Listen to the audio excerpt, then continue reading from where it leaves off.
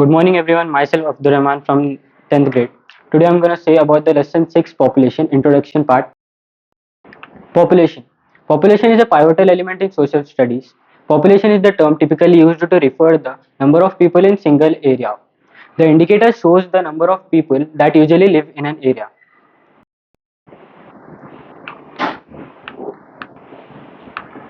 About population in brief. Growth rates are the annual changes in the population resulting the births, deaths and net migrating during the year. Total population includes the following: national armed forces stationed abroad, civilian alien resident in country, displaced person resident in the country. Population is also defined as the count of number of people living in a particular area, city, town or country. More about population.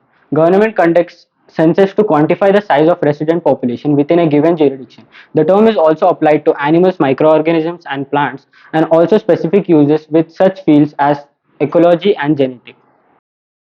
Population refers to a group of human beings with some prediction criterion in common, such as location, race, ethnicity, nationality, or religion, etc. Overview of the lesson population. Census in India. What does the census show? Age structure, sex ratio, literacy rates, working population, changing population size, population density. Flowchart of the lesson population. Population census in India. What does the census show? Age structure, sex ratio, literacy rate, working population, changing the population size, population density. Census in India. In India, the first census was taken in 1872 and ended up in 1881. Since then, census have been held regularly every 10th year. India's population as of 2011 is 1210 million, and out of 1210 million, 623K are men and 528K are women. About census in brief. A census is the procedure of systematically acquiring and recording information about the members of a population of a given population. The Census of India provides this information regarding the population of our country. Once in 10 years, information is collected and about all the people living in the country. More about census in brief. The people who do this survey go from house to house and find out the number of people living in every house and every village, town, and city. The census provides us with a lot of information such as how old people are, their occupation, house, education, and their religion, etc. The Registrar General and Census Commission of India organizes the collection and recording of the information. Thank you.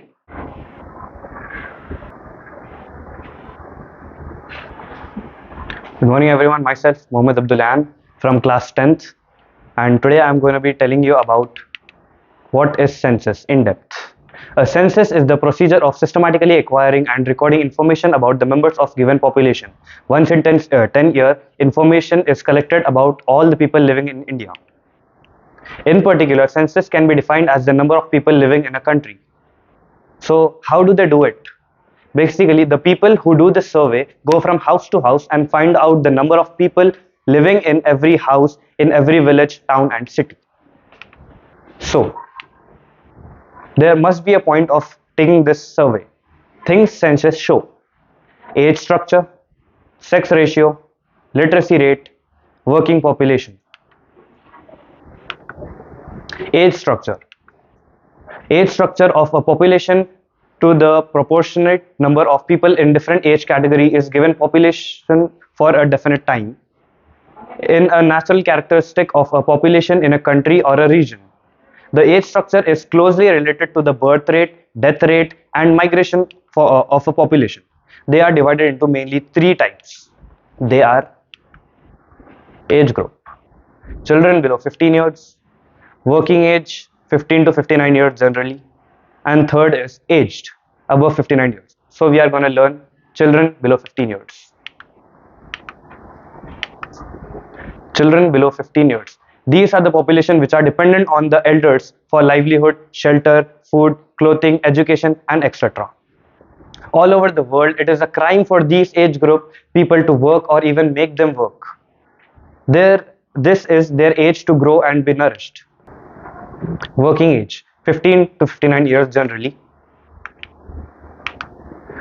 Usually these groups form the working population in a society. They are also biologically reproductive. Most people in this age group desire decent income and security for work. Children and the aged often depend on these age groups. They earn through jobs which are either organized sector or unorganized sector. So what is organized sector?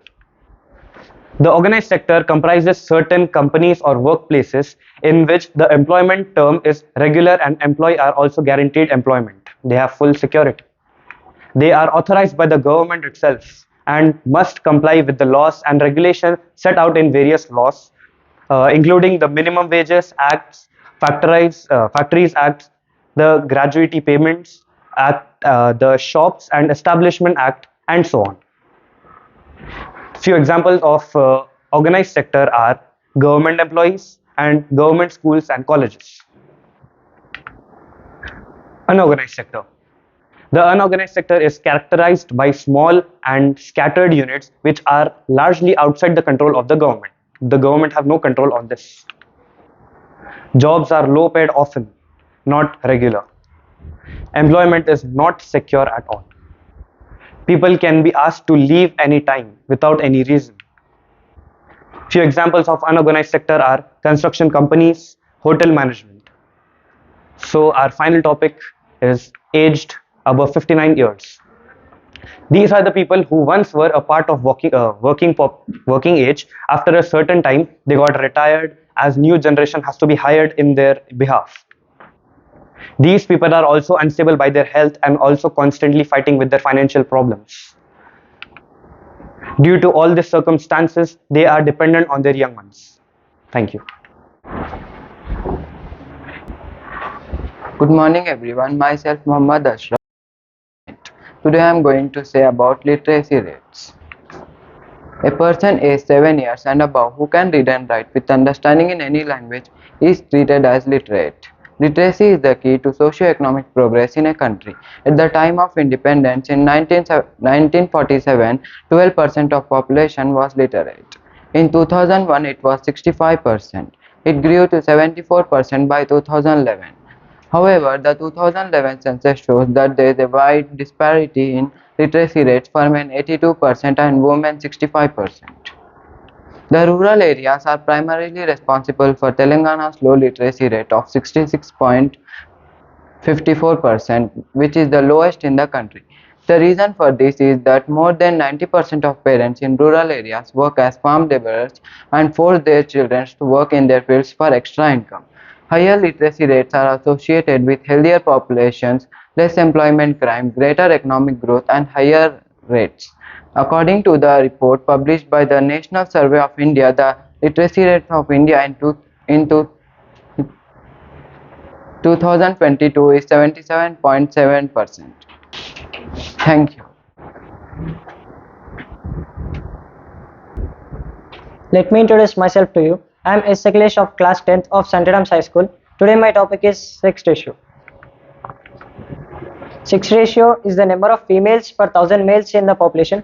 This is denoted in percentage. This information is an important social indicator to measure the extent of equality between men and women in a society.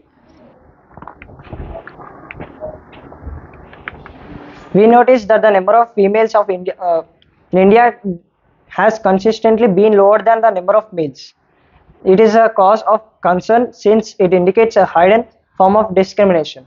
Women and girls in particular face unequal opportunities for education and development. They are discriminated against in the most basic needs of nutrition, childcare, and health. Also, they get less these things as compared to males. The other evidence that we have is from comparative figures. If we look at societies of regions that we have provided equality to women and provided equality opportunities for them, the sex ratio are different. Regions that have unequal gender relations that favor the males and discriminated against the females tend towards unequal sex ratios. This can happen even though they have high incomes. For example, look at the following data. Area, Haryana have 870 and Punjab 880, Telangana 988, Kerala 1040, and USA 1050.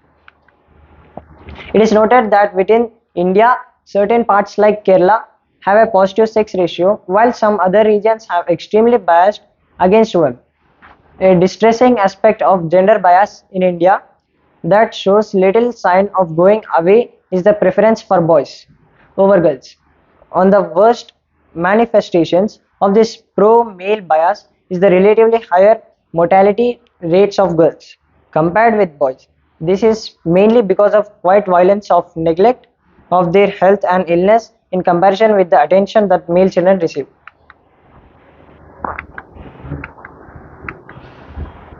Thank you.